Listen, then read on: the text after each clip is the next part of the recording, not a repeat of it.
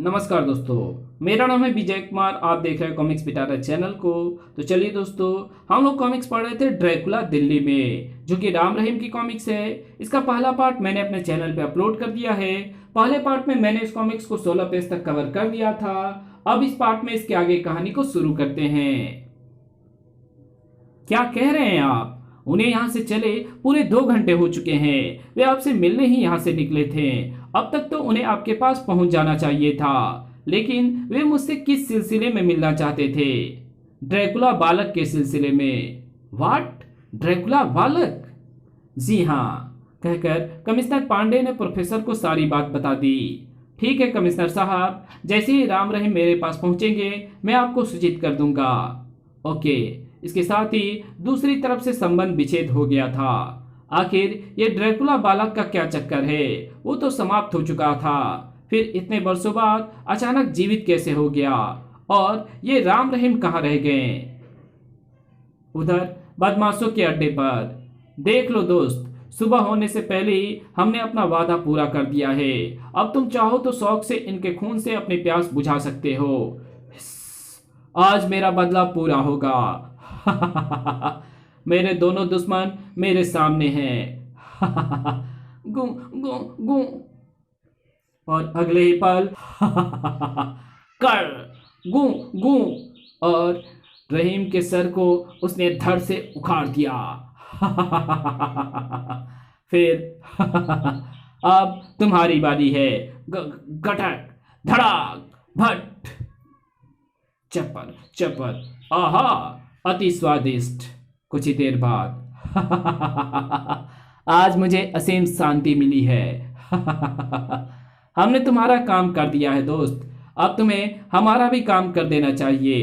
हाँ हाँ, कहो तुम्हें मुझसे क्या काम है? हम दिल्ली के सबसे बड़े जौहरी बाजार को लूटना चाहते हैं। हम तुम्हें एक वैगन में बिठाकर जौहरी बाजार में ले जाकर छोड़ देंगे। तुम्हें वहां जौहरी बाजार में अपना ऐसा आतंक फैलाना है कि वहां आदमी का बच्चा भी नजर नहीं आए। मैं तुम्हारी बात समझ गया, चिंता मत करो, जैसा तुम चाहोगे हो जाएगा। अगले दिन सुबह जौहरी बाजार में जैसे तूफान आ गया था। धड़ाम, भागो, बचाओ, बचाओ। Hello police headquarter. जौहरी बाजार में एक भूत जैसे आदमी ने कहर बरपा रखा है, तुरंत पहुंचिए।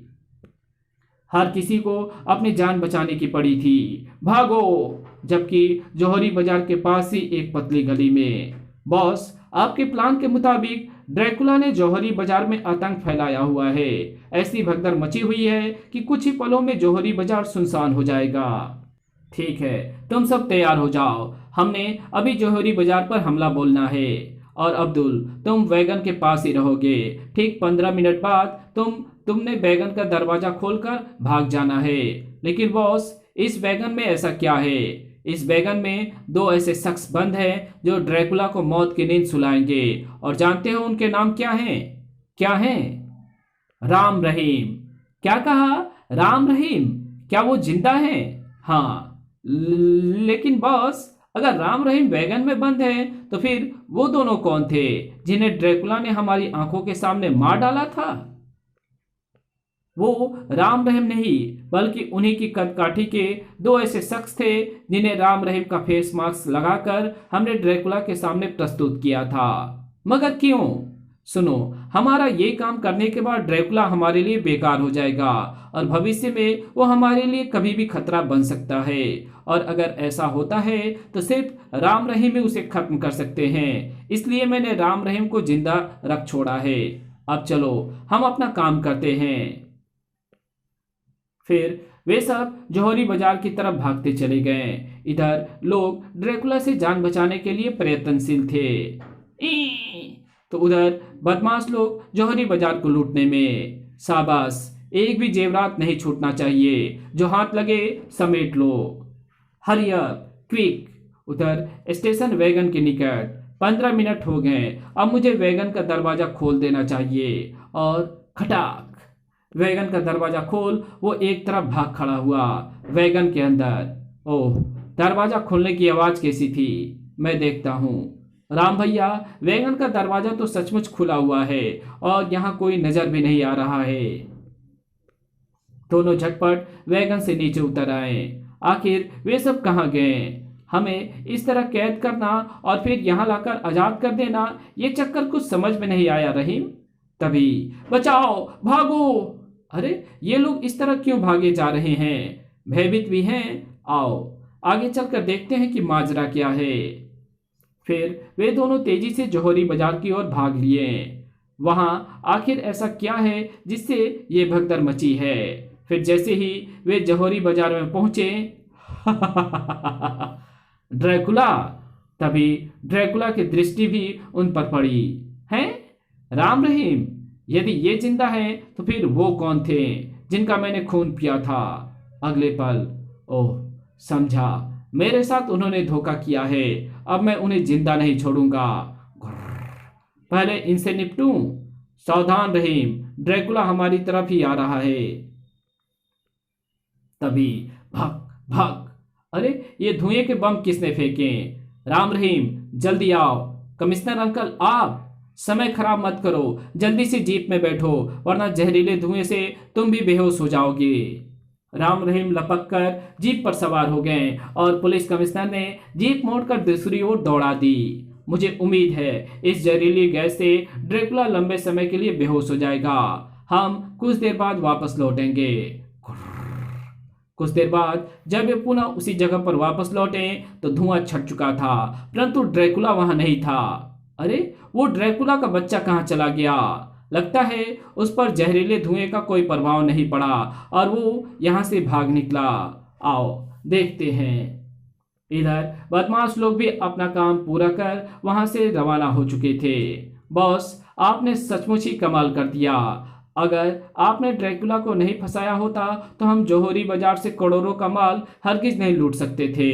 हमारी जिंदगी की सबसे बड़ी मुराद पूरी हो गई। अब हम सब ये सारा माल लेकर विदेश चले जाएंगे और वहां मजे से रहेंगे। तभी बॉस, सामने देखो। Oh my God, Dracula! आओ धोखेबाजो, पहले मैं तुम्हें ही मजा चखाऊंगा। इसके तेवर ठीक नहीं लगते। जॉन, गाड़ी नहीं रुकनी चाहिए। कुचल दो साले को। मुझे कुचलना इतना आसान नहीं है कुत्ते। अगले पल वो उछला और छनाक धड़ाम! तुमने मुझे धोखा दिया। धाड़ आ! और फिर वो उन पर कहर बनकर बरस पड़ा। ले बेईमान, अब तू अपना चेहरा किसी को नहीं दिखा पाएगा। आई खचाक! हाय, मर गया। धड़ाक खचाक! आई ठक! आ! पलक झपकते ही ड्रैकुला ने उन सभी को मौत के घाट उतार दिया और गाड़ी से उतरकर एक तरफ चल पड़ा। राम रहीम अभी भी जिंदा हैं। जब तक मैं अपने हाथ से उन्हें खत्म नहीं कर दूंगा, मेरी आत्मा को शांति नहीं मिलेगी। अब मैं इस शहर के लोगों की जान का सौदा राम रहीम की जान से करूंगा। जब तक राम रहीम मेरे हाथ से बचे रहेंगे, इस शहर का एक एक हिस्सा कब्रिस्तान में बदलता रहेगा। इधर राम रहीम और कमिश्नर पांडे जौहरी बाजार का निरीक्षण कर रहे थे। हे ईश्वर, उस शैतान ने पूरे बाजार को कब्रिस्तान बना डाला है। इसके अलावा एक बात और भी नोट करने की है अंकल। वो क्या? यहाँ लूटपाट भी की गई है। अरे इस तरफ तो मैंने ध्यान ही नहीं दिया था। इसका मतलब यह हुआ कि ड्रैकुला के इस हंगामे के पीछे किसी लुटेरे गिरोह का दिमाग था।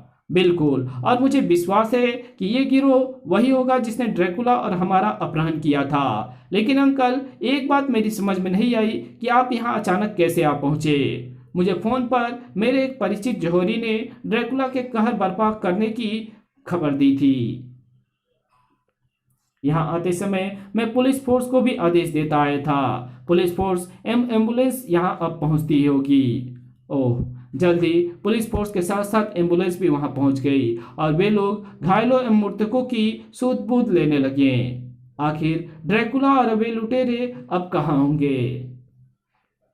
तभी एक इंस्पेक्टर उनके निकट पहुंचा। सर, अभी अभी वायरलेस सेट पर हमें खबर मिली है कि रोशन आरा रोड पर एक मेडाटोर गाड़ी मिली है जिसमें कुछ कुख्यात बदमाश मिट पाए गए हैं और उनके पास से काफी मात्रा में सोने एवं हीरे के जेवरात बरामद हुए हैं। तब वो जेवरात जरूर यहाँ से ही लूटे गए होंगे। लेकिन उन बदमाशों को किसने मारा, कुछ पता चला? नो सर, मुझे लगता है उन्हें मौत के घाट उतारने वाला ड्रैकुला ही होगा अंकल। आप जल्दी से हमें महरौली ले चलिए। ठीक है, चलो। वहां से वे तीनों महरौली के उस फार्म हाउस में पहुंचे जहां प्रोफेसर दिवाकर ठहरे हुए थे। वहां पहुंचकर राम रहीम ने प्रोफेसर दिवाकर को सारी बात बताई। अंत में राम बोला, अंकल, हमें दिल्ली को कब्रिस्तान बनने से रोकना होगा, और ये तभी हो सकता है जब आप हमारी मदद करें।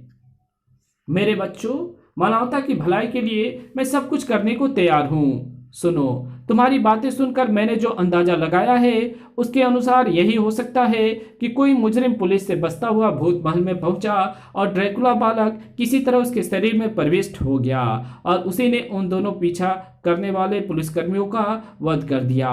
फिर तुमसे बदला लेने के लिए वो तुम्हारी तलाश में निकल पड़ा। मेरा भी यही विचार है, लेकिन अब समस्या यही है कि इस ड्रैकुला को खत्म किस तरह से किया जाए। उसे खत्म करने के लिए हमें उसे खदेड़कर एक ऐसे क्षेत्र में ले जाना होगा जहां चारों तरफ आग ही आग हो। लेकिन प्रोफेसर साहब, ऐसी जगह हमें कहां मिलेगी? ऐसी एक जगह दिल्ली में है। शहर से बाहर आउटर दिल्ली के इलाके में एक ऐसी जगह है जहां दिल्ली में सप्लाई करने के लिए पेट्रोल, डीजल एवं अन्य पेट्रोलियम पदार्थों को बड़े बड़े टैंकों में भरकर इकट्ठा किया जाता है। अगर किसी तरह ड्रैकुला को वहां ले जाया जाए तो हमारा काम बन सकता है। ओह, कहीं आप ये तो नहीं कहना चाहते हैं कि ड्रैकुला को वहां पहुंचाकर उस क्षेत्र को बमों से उड़ा दिया जाए? हाँ कमिश्नर साहब, मैं यही कहना चाहता हूँ। ड्रैकुला को समाप्त करने का यही एकमात्र तरीका है, और मुझे विश्वास है कि जिस भयंकर तरीके से उस क्षेत्र में आग लगेगी उससे ड्रैकुला हरगिज नहीं बच सकेगा। लेकिन प्रोफेसर, इससे हानि भी तो बहुत होगी। हमारे देश का हजारों बैरल पेट्रोल और डीजल आग की भेंट चढ़ जाएगा। अगर ड्रैकुला को समाप्त करना है तो ये नुकसान तो हमारे देश को उठाना ही पड़ेगा कमिश्नर साहब। एक तरफ माल के नुकसान का सवाल है तो दूसरी तरफ हजारों बेगुनाह इंसानों की जान का प्रश्न है। अब आप सोच लीजिए और अपने उच्च अधिकारियों से भी बात कर लीजिए। ठीक है प्रोफेसर साहब, आप ड्रैकुला को उस क्षेत्र में पहुंचाने का इंतजाम करिए। मैं आज ही रक्षा मंत्रालय से इस बात की इजाजत ले लेता हूँ। ओके। फिर राम रहीम को छोड़कर कमिश्नर साहब बाहर निकल गए। कमिश्नर के जाने के बाद, प्रोफेसर अंकल, अब हमारे सामने समस्या ये है कि ड्रैकुला को ढूंढा कहाँ जाए और उसे उस पेट्रोलियम क्षेत्र तक पहुंचाया कैसे जाए। हाँ, इस बारे में तो सोचना ही होगा। तभी गुरुदेव, सुनिए, रेडियो पर क्या बोला जा रहा है। राम रहीम, अगर तुम लोग मेरी आवाज सुन रहे हो तो ध्यान से सुनो। अगर 24 घंटे के अंदर अंदर तुम लोगों ने अपने आप को मेरे हवाले नहीं किया तो मैं इस शहर को कब्रिस्तान बना दूंगा। उफ, लगता है ड्रैकुला ने रेडियो स्टेशन पर कब्जा कर रखा है। जी हाँ, और उसकी चेतावनी सुनकर यह भी लगता है कि वो जो कुछ कह रहा है कर भी दिखाएगा। तभी राम एक झटके से उठ खड़ा हुआ। ड्रैकुला को उस पेट्रोलियम क्षेत्र में पहुंचाने का इंतजाम हो गया है अंकल। मेरी आवाज सुन रहे हो ना राम? यदि मैं और रहीम अपने आप को ड्रैकुला के सामने प्रस्तुत कर देते हैं। ओह नहीं, क्या? घबराइए नहीं अंकल, सुनिए, मैं आपको अपना प्लान बताता हूँ। मुझे उम्मीद है कि उसके अनुसार काम करने से हम ड्रैकुला को अवश्य ही मात दे देंगे। फिर राम अपना सारा प्लान प्रोफेसर दिवाकर को बताने लगा। राम का प्लान सुनकर, ओह माय गॉड, मुझे तो लगता है तुम पागल हो गए हो। तुम तो सीधे सीधे मौत के मुंह में जाने की बात कर रहे हो। इसमें रहीम और तुम्हारी जान जाने के पूरे पूरे चांस हैं। मुझे मालूम है अंकल, लेकिन इसके अलावा मुझे कोई दूसरा मार्ग भी तो नहीं सुझाई दे रहा है, क्योंकि हमारे पास समय बहुत कम है। राम भैया ठीक कह रहे हैं प्रोफेसर अंकल। फिर अगर लाखों मनुष्य की जान बचाने के लिए हमारी जान चली भी जाए तो हमें कोई अफसोस नहीं होगा, बल्कि गर्व ही होगा। लेकिन आप कुछ लेकिन वेकिन नहीं अंकल, आप फौरन सब इंतजाम कीजिए। ठीक है, तुम नहीं मानते तो मुझे भी अपने सीने पर पत्थर रखना ही होगा। और राम रहीम के वहां से जाते ही, यस, मैं प्रोफेसर दिवाकर बोल रहा हूँ। तुरंत ही आउटर दिल्ली के पेट्रोलियम क्षेत्र में चप्पे चप्पे पर शक्तिशाली रिमोट बमों का जाल बिछवा दो कमिश्नर। यस, और एक हेलीकॉप्टर का इंतजाम करो फौरन। उधर रेडियो स्टेशन में ड्रैकुला अपना गुस्सा निर्दोष लोगों पर निकाल रहा था। मुझे राम रहीम चाहिए। चर आ अगर मुझे राम रहीम नहीं मिले तो सबको खत्म कर डालूंगा। घुर्र, बचाओ, भागो भागो। तभी हम आ गए हैं ड्रैकुला। तुम? हाँ ड्रैकुला, तुम्हारे कहे मुताबिक हम आ गए हैं। अब तुम ये नरसंहार बंद कर दो। मुझे पता था तुम आओगे। इतने सारे लोगों की जान बचाने तुम जरूर आओगे। ड्रैकुला वह सियाना अंदाज में राम रहीम की ओर बढ़ा और राम रहीम ड्रैकुला को बातों में लगाए पीछे की ओर हटने लगे। अपनी बरसों से प्यासी आत्मा की प्यास बुझाने के लिए मुझे तुम्हारा खून चाहिए। ओह, तो इसका मतलब तुम वही ड्रैकुला हो जिसे हमने डॉक्टर शैतान के साथ खत्म कर दिया था। हाँ हाँ, मैं वही हूँ। बरसों से मेरी आत्मा भूत महल के तहखाने में किसी मनुष्य के इंतजार में भटक रही थी। उस दिन भी मैं भटक ही रहा था जब एक मनुष्य ऊपर से तहखाने में आकर गिरा। उफ, मुझे जैसे मुंह मांगी मुराद मिल गई थी। आहा, मनुष्य! मुझे यहाँ से निकलने के लिए किसी मनुष्य के शरीर की ही आवश्यकता थी। अब मुझे बाहर निकलने का मौका मिल गया है। और अगले ही पल मैंने जगह के शरीर में प्रवेश हो उस पर काबू पा लिया। अब मुझे मनुष्य का शरीर मिल चुका है, लेकिन अपनी ताकत बढ़ाने के लिए मुझे खून चाहिए। खून खून, मुझे खून चाहिए, खून। फिर सबसे पहले मैंने उन दोनों पुलिसकर्मियों का खून पिया जो उस मनुष्य का पीछा कर रहे थे। तत्पश्चात तुम दोनों को ढूंढने निकल पड़ा और संयोग से तुम दोनों मुझे वहीं पास के ही छात्रों की बस के पास मिल गए। अब जब तक मैं तुम्हारा खून नहीं पी लूंगा मुझे चैन नहीं मिलेगा। बातचीत में मशगूल ड्रैकुला ये नहीं जान पाया कि वो राम रहीम की ओर बढ़ता हुआ रेडियो स्टेशन से कब बाहर निकल आया था। और बाहर आते ही रहीम, मोटरसाइकिल की ओर दौड़ो। अच्छा, मेरे साथ ये चालाकी। अब मैं तुम्हें कहीं नहीं भागने दूंगा। इस जीप से ही तुम्हें कुचल डालूंगा। फिर पीछा शुरू हो गया। तुम्हारा खून पिए बगैर मैं तुम्हें नहीं छोड़ने वाला। प्लान के मुताबिक ड्रैकुला अपने पीछे आ रहा है। चलते रहो। जल्द ही। Highly inflammable, no smoking, prohibited area. यहां तक की तो योजना ठीक ही रही। ड्रैकुला भी पीछे आ रहा है। अब देखना यह है कि प्रोफेसर अंकल ने क्या तैयारी की है। हम पेट्रोल के टैंकरों के पास पहुंच चुके हैं। किसी टैंकर के ठीक पीछे गाड़ी को रोकना। रहीम, टैंकरों के ऊपर चढ़ो जल्दी। मैं आज तुम्हें पताल में भी नहीं छोड़ूंगा।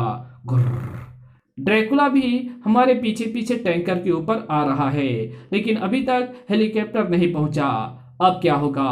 अब कुछ नहीं हो सकता। हम बुरी तरह फंस चुके हैं। जल्द ही। अब बचकर कहां जाओगे? तुम्हारे भागने के सारे रास्ते बंद हो चुके हैं। आखिर प्रोफेसर दिवाकर अभी तक हेलीकॉप्टर लेकर क्यों नहीं पहुंचे? आज बरसों के बाद मेरी आत्मा को शांति मिलेगी। उफ, अब क्या करें? तभी घर्र, आहा, आ गया हेलीकॉप्टर। अगले ही क्षण हेलीकॉप्टर से रस्सियों की दो सीढ़ियां ठीक राम रहीम के सामने आकर गिरी और उनके सीढ़ियां पकड़ते ही हेलीकॉप्टर ऊपर उठता चला गया। यही वो क्षण था जब हेलीकॉप्टर में बैठे प्रोफेसर दिवाकर की उंगली ने रिमोट कंट्रोल के बटन पर दबाव बढ़ाया और अगले ही पल धड़ाम। और फिर पूरे पेट्रोलियम क्षेत्र में पेट्रोल टैंकों के फटने की आवाजें गूंजने लगी। धड़ाम धड़ाम बम। हजारों वैरन पेट्रोल और डीजल धू धू करके जल रहा था। आई! और साथ में जल रहा था वो ड्रैकुला जो पूरी दिल्ली को कब्रिस्तान बनाने पर तुला हुआ था। कुछ ही पलों में ड्रैकुला उस भयंकर आग में जलकर राख हो गया, जबकि इन सबसे दूर उड़ते हुए हेलीकॉप्टर में। You are great Ram Rahim भाई, मैं तुम दोनों को कभी नहीं भुला पाऊंगा। उफ, कमाल के लड़के हो तुम। तुम्हारा हौसला और देशभक्ति को देख आज मेरा भी दिल तुम्हारे सामने नतमस्तक होने को करता है। इसी के साथ ये शानदार कॉमिक्स यहीं खत्म होती है। तो मिलेंगे आपसे एक और नई कॉमिक्स में, तब तक के लिए बाय। वीडियो अच्छी लगी तो इस वीडियो को लाइक कर देना, चैनल पे नए हो तो चैनल को सब्सक्राइब कर बेल आइकन को जरूर प्रेस कर देना, और जहां इस वीडियो की जरूरत हो वहां इसको शेयर जरूर कर देना। Thanks for watching my videos.